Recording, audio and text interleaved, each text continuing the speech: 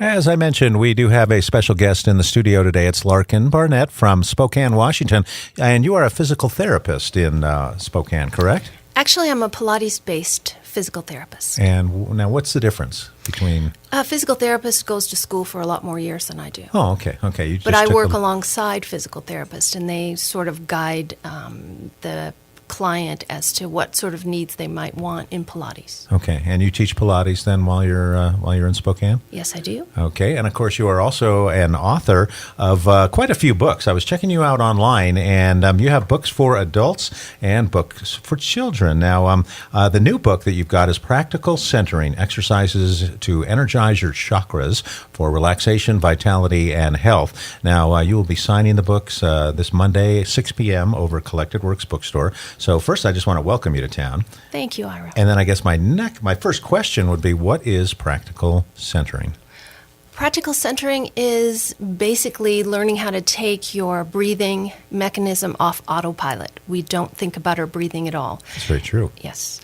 And it's the only involuntary system of our body that we can consciously control. And most of us are shallow chest breathers, which is the barely perceptible, totally inadequate process of getting air in and out of our lungs while we go about our daily routines. Okay. And we don't even know we have it. And we become the debilitating servant, if you will, of your own breath instead of it serving you by consciously changing it and having a breath practice of efficient breathing so that you can have more radiant health and all kinds of other incredible benefits. Now, I understand this could be a big benefit to athletes who, it would help improve performance. How about like the general public? What would the health benefits be, and specifically?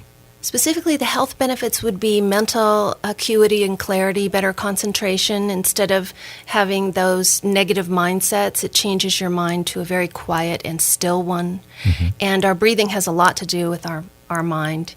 But emotional equilibrium, it helps with calming down anger or depression or fear or stress, particularly stress in our culture today. And helps with your voice, the sound of your voice, singing.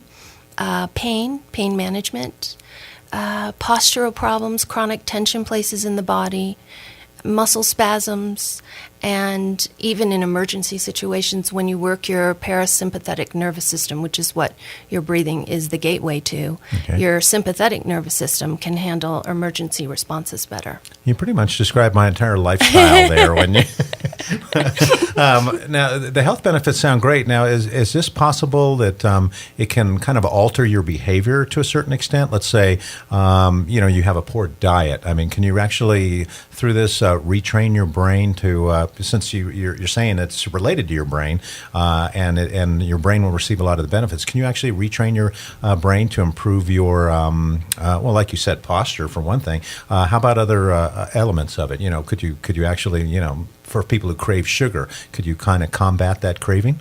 It's a great way of saying that. It's really, this book is kind of I would call it a biofeedback manual, and your body-mind connection is the biofeedback machine.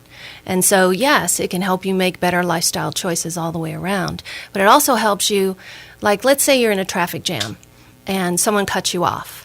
And instead of letting your physiology get all, your heart rate goes up, your blood pressure rises, and your middle finger might get displayed. Exactly. Yeah. And your stress levels, which produce cortisol, can go crazy in your body and cause you lots of problems, like weight gain around the center of your body is one of them, and all kinds of other myriad of stress-related conditions. Well, you can have a breathing practice and use some of the other tools in the book to, instead of having that belief about for how long that person just cut you off, you can go back to the present moment more quickly. And so you said, will this help athletes? Yes, but it also helps the everyday person because these techniques are so simple, you can use them in a traffic jam. Okay. And now this book is mostly for adults, I'm thinking, but I've noticed, there are a lot of children's books that you've written that basically deal with the same thing. So how does that differ? Are the techniques different that are aimed at children than for adults? The techniques are kind of similar, but the visual imagery cues, visual imagery is something that our Olympic athletes have used for years to excel at an event. And the visual imagery cues are more fun and playful for the kids. And they create their own visual images too. Visual imagery is the most direct link to your mind-body connection. And so, again, back to that biofeedback machine. You're actually training your body to stay healthy. Gotcha. So if you visualize yourself healthy and succeeding in a certain task, you can make it happen. And it is mindset that way, but it's also specific tools like stretching and self-massage, progressive relaxation, core breathing techniques to strengthen your deep core muscles, and regular deep diaphragmatic breathing techniques. So it's a combination of many simple tools that don't take a lot of time. Okay, well, our listeners at the moment don't have the book in front of them, and they can't see us because we're not on television. We're on the radio. Is there an exercise that you can give us and our listeners right now to kind of get them on their way? And then, of course, they can pick up the book throughout the week at Collected Works, and you'll be signing that book and meeting our listeners at 6 p.m. Monday, Collected Works Bookstore. This is called the foundation exercise, and I'll give you one step of it for the listeners. Okay. What you would do is you would imagine, and also breathe through a giant hose through your mouth. Again, we don't get enough air in, so you would take a really long inhalation in as deep as you can. And you would try to direct the air down into the lowest part of your ribs, because we only get air in our throat and upper quadrant of our lungs. So you would take a deep breath in. And then because you got in so much volumes of air, you would exhale with power and make a whooshing sound. Be unafraid to make a whooshing sound.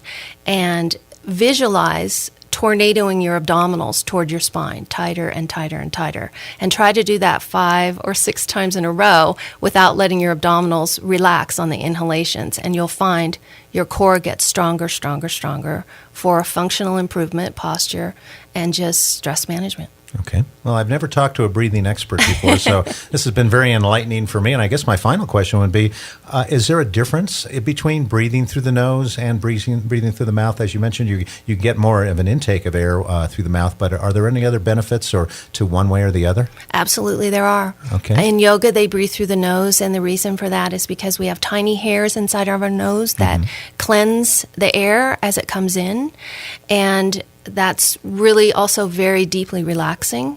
Diaphragmatic breathing, so we get that diaphragm moving, which most of us don't do because we breathe so shallowly. And breathing through the mouth allows us to get more volumes of air in so that we can move our abdominal muscles toward our spine and contract them deeply, because they're kind of elusive for all of us. So with more air in, it helps you to move your core, which is the key to functioning properly. I will remember that. I know the one time that I really focus on breathing, and it's going to probably sound a little funny to you, but so many people get sick on airplanes that when I breathe on a flight, I'm usually keeping my mouth shut on purpose and breathing through the nose for just that reason. I feel like the hairs will stop any diseases or germs that the baby 2 rows down may be putting out into our closed atmosphere. Is there any? I think if Dr. Lowen was here, who wrote the foreword to the book, he's a pulmonary oncologist, he would say that most of us freeze our breath like that and breathe shallowly. But believe it or not, on the airplane, even on the airplane, if you breathe more fully and deeply, it boosts your immune system. Really? Yes, and if you tighten your core, there's research now that when you heat up your core, more white blood what are they called? More white blood cells go out and fight infection. So you actually want to do deeper breathing, even in situations like that. Okay, so I've been doing it wrong all these No, years. you haven't been doing it wrong.